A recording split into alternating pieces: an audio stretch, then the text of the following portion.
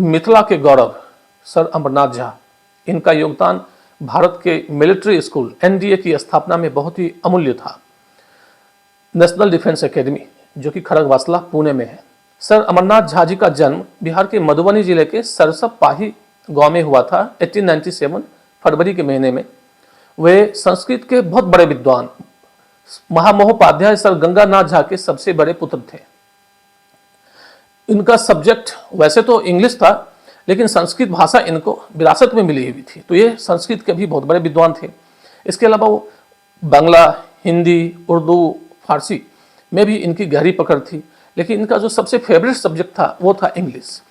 Allahabad university से इन्होंने MA किया और एमए करने से पहले ही इनको इलाहाबाद यूनिवर्सिटी में एज ए इंग्लिश प्रोफेसर उनको अपॉइंट कर लिया गया। बाद में इसी यूनिवर्सिटी में वो 1938 से 1947 के बीच वाइस चांसलर के पद पे रहे। फिर बाद में वो बनारस हिंदू यूनिवर्सिटी BHU के भी वाइस चांसलर बने। वे अपने समय के इंग्लिश के सबसे बड़े योग्य प्रोफेसर थे। पूरे भारतवर्ष में उस समय कहते हैं कि he was the ablest English professor of his time.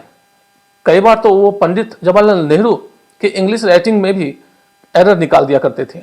वे एक प्रभावशाली वक्ता थे। उनकी उपस्थिति अच्छे अच्छे विद्वान को घबरा देती थी। जब भी कोई मीटिंग होता था, डिबेट होता था, और जब वो वहाँ पे पहुँचते थे तो वहाँ पे मौजूद जितने भी विद्वान होते थे वो एक बार घबरा से जाते थे इनकी प्रेजेंस से। वे time to time Oxford University भी जाते थे, वहाँ पे स्पीच देते थे। वे उत्तर प्रदेश लोक सेवा आयोग के चेयरमैन भी रहे। साथ ही साथ BPSC Bihar public service commission या बिहार लोक सेवा आयोग के चेयरमैन भी रहे। लगभग 2.5 साल तक उन्होंने इस पद पर रह के अपनी सेवा दी। और वे राष्ट्रीय संस्कृत संस्थान इलाहाबाद से भी जुड़े रहे।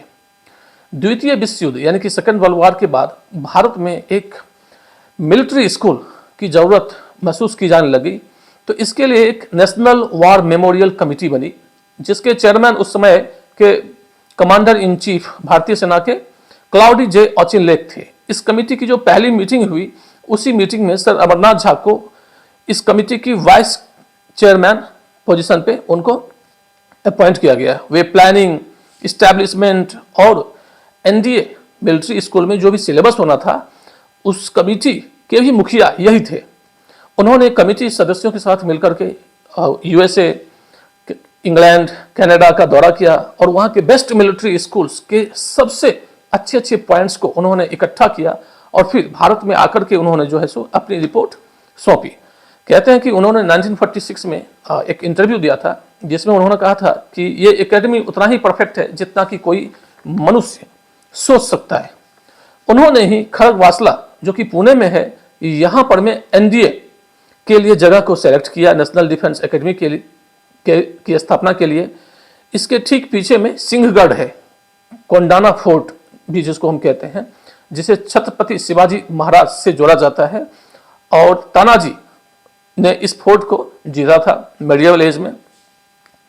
इनके ये जो प्लेस है खड़गवासला, ये कहते हैं कि बहुत ही परफेक्ट जगह है मिलिट्री कैडेट्स को ट्रेन करने के लिए। ये दुनिया का अपनी तरह का पहला ट्राई सर्विस मिलिट्री एकेडमी था, जिसमें इंडियन एयरफोर्स, नेवी और इंडियन मिलिट्री के कैडेट्स को ट्रेनिंग दिया जाता है। कहते हैं कि इनकी जो कंट्रीब्यूशन थी वो सिर्फ यहीं तक नहीं थी, बल्कि बाद में उन्होंने 1920 के आसपास 15वीं सेंचुरी में एक बहुत बड़े विद्वान हुए वैशेषिक और न्याय के ऊपर में, शंकर मिश्रा, जो कि महान विद्वान अयाची मिश्रा के पुत्र थे। तो उन्होंने, शंकर मिश्रा ने एक किताब लिखा था रसर नवा। इसी रसर नवा को उन्होंने जो है सो एडिट किया और फिर इसके पब्लिकेशन में उनका बहुत बड़ा रोल रहा। तो इतने महान विद्वान ये थे कि इलाहाबाद यूनिवर्सिटी में जब वो वाइस चांसलर की पोजीशन पे थे, तो उस समय उन्होंने इलाहाबाद यूनिवर्सिटी को कहते हैं कि भारत का सबसे टॉप यूनिवर्सिटी बना दिया। और इसको हम पूर्व का ऑक्सफोर्ड भी, यानी कि ऑक्सफोर्ड ऑफ द ईस्ट भी कहते हैं इस यूनिवर्सिटी को। अपने समय में इलाहाबाद यूनिवर्सिटी भारत में सबसे ज़्यादा IAS और IPS देती थी, और इसके पीछे सर अमरनाथ झा का बहुत बड़ा रोल था। उन्हीं के प्रयासों से ये यूनिवर्सिटी अपने आप में जो है सो एक बहुत ही ऊंचाई तक जो है सो पहुंच पाई। इतना होने के बाद भी ना इनके नाम से इस एनडीए में, नेशनल डिफेंस एकेडमी में, ना कोई बिल्डिंग है, ना कोई गैलरी है, ना ही इसके नाम से कोई अवार्ड दिया जाता है और ना ही कोई स्कॉलरशिप की व्यवस्था की गई है। तो भारत सरकार को इस विषय पर ध्यान देना चाहिए और ऐसे महान विभूति के नाम का प्रचार प्रसार होना चाहिए जो कि लाखों करोड़ों लोगों के लिए प्रेरणा स्रोत का काम करेगी। 1954 में इनको भारत का तीसरा सबसे बड़ा सिविलियन अवार्ड पद्म भूषण से सम्मानित किया गया। 1955 में 59 ईयर्स के एज में इस महान विभूति का जो है स्वर्गवास हो गया। तो धन्य है मिथिला और धन्य है हमारा भारत और धन्य है बिहार, जहाँ पे ऐसे महान विभूति हुए। तो हम सबको ऐसे महान मिथिला के गौरव के बारे में जानना ही चाहिए।